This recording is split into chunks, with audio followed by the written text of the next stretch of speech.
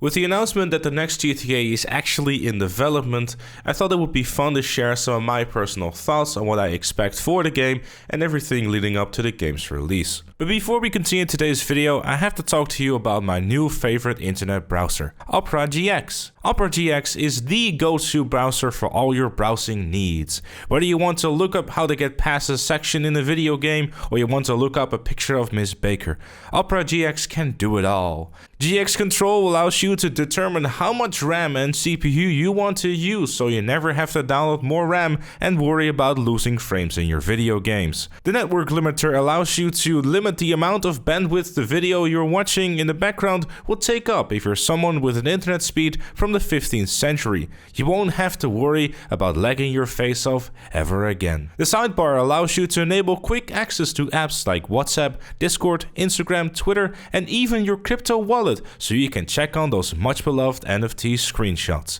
And you can do all of that while you pop on some Spotify to listen to Joe Rogan having a hot take yet again. Or Pink Floyd, that works too. Not enough? Sync your web browser with your phone and download the Opera GX mobile app to always have your bookmarks with you when you need them the most. And the best part? It's completely free, so give Opera GX a try in the link in the description down below and let me know how you like it. Thank you Opera GX for sponsoring this video. While I am fully aware that this isn't actually the first time we heard about GTA 6's development, it is definitely interesting to see Rockstar throw this in a post detailing expanded and enhanced as a "oh by the way, GTA 6" type of deal. You have to give Rockstar some credit here because they know exactly what they're doing. There's very little hype about expanding and enhanced, the RDO fan base wants to see them burn, and all they do is mention GTA 6 is in active development and the internet explodes. And they haven't even shown anything of the game yet, and it's a further example of how Rockstar never really changes their ways, and nor have they do it. All they have to do is post a tweet and the internet goes insane. It is for this reason that when it comes to announcing the game, I wouldn't really expect any sort of hype build up and sneaky teasers here and there towards the official announcement of the game, because I'm personally just expecting them to just do it the exact same way as they did with GTA 5. They post the hashtag GTA 5 with a link to the newswire and maybe a screenshot, and the internet will just go absolutely mental for a week. Then the trailer will drop and well, everything will just roll from there. Every single frame in the trailer will get picked upon and see if you can find even a sliver of detail, and this will continue to go on until the release of the game. When it comes to this release date, I personally think that 2022 is going to be very interesting.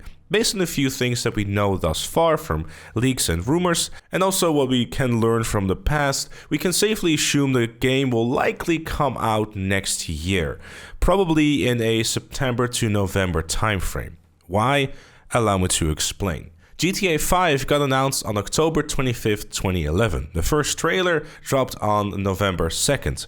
The original release date was planned 1.5 years later in spring of 2013, but then obviously it got delayed until September 17th, 2013 in January. Back in May of 2020, there were some leaks about a big spending increase for marketing by Take-Two in fiscal year 2024, which is from April 2023 until March 2024, which definitely fits the timeline of that 1.5 years after the initial announcement of the game existing and being in development. Obviously, this doesn't include the usual Rockstar delay of a couple of months, because at this point, that's pretty standard stuff.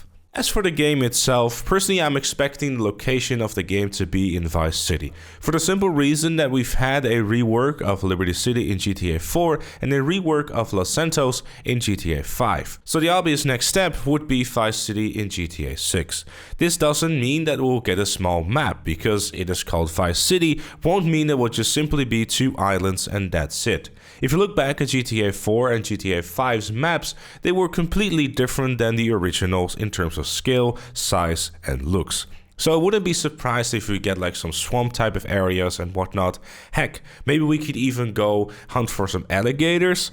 Alligators were in Red Dead Redemption 2, so they do have the systems in place. Ah yes, the wishful thinking and speculating of a new GTA has finally begun. Another rumor and or leaks a while ago was also about a possible female and male role. There's two ways that this could potentially pan out. Either Rockstar can decide to let us choose whether we want to play as a female or a male, like in Saints Row, maybe even have some additional customization of how we want to make our character look like, and then obviously decide to make us stick to one person as a lead role. Or they could go down the multiple character route yet again. Personally, I was a fan of the multiple characters from a gameplay perspective. I did feel it opened up a lot of opportunities in terms of gameplay, but I did feel that the story of GTA 5 did suffer from it. Having a dynamic duo of a male and female could possibly work out very well. Bonnie and Clyde vibes, anyone? Rockstar has done it in Red Dead Redemption 2 with Arthur and Sadie. The relationship and the development of those two characters was very interesting, and while Sadie wasn't playable, the amount of people screaming for a Sadie story DLC is proof that Rockstar is able to write a compelling female role. RDR2 is full of strong and interesting women that aren't just there to show off their tits and have to be rescued by the big strong man coming to save the day. Having multiple characters adds a lot of replayability to the game, and I think looking back where it went wrong with GTA 5 from a story point of view is that Rockstar had to try and balance 3 lead characters and then the side characters too. GTA, in my opinion, has always had its best and most iconic moments when you're interacting with secondary characters like Lamar in GTA 5, The Truth in GTA San Andreas, and Diaz in Vice City. Just to give 3 quick examples here, because I don't particularly want to spend an hour talking about every single iconic character in the game. And of course, I couldn't finish this video without talking about the online portion of the game. The main reason why I don't think the map will be small in size, like the original Vice City map, is because of online. Just imagine trying to have 30 players all at once in a Vice City map. Granted, it might even be more players considering that we have next-gen power. Here's hoping though that if they do go beyond 30 players, that we'll do dedicated servers, because peer-to-peer in 2022 and beyond would be an absolute laughingstock. The amount of races, TDMs, etc. that you would be able to make wouldn't really make for a good online experience too in a Vice City map.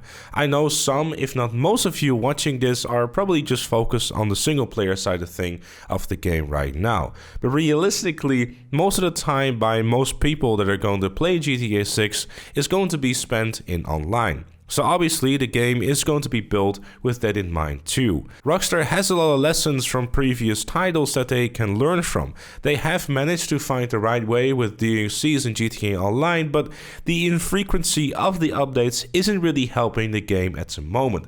It just simply takes way too long until we have something new to play, especially this late in the game's lifecycle. And well, if they're launching the game like they did with GTA Online and or Red Dead Online, then we're probably in trouble. I really hope that they will realize that the game has to release with enough online content to play, not go apeshit on release date with all kinds of issues and disconnects and whatnot, and then they don't drop the ball as hard as they did with Red Dead Online. I'm just simply looking forward to playing a GTA game again with a goal instead of just playing it for the sake of it, especially when it comes to online. And I really don't hope we get to carry over our GTA Online character. A fresh start and a separate GTA game away from the GTA 5's online experience is my one true wish.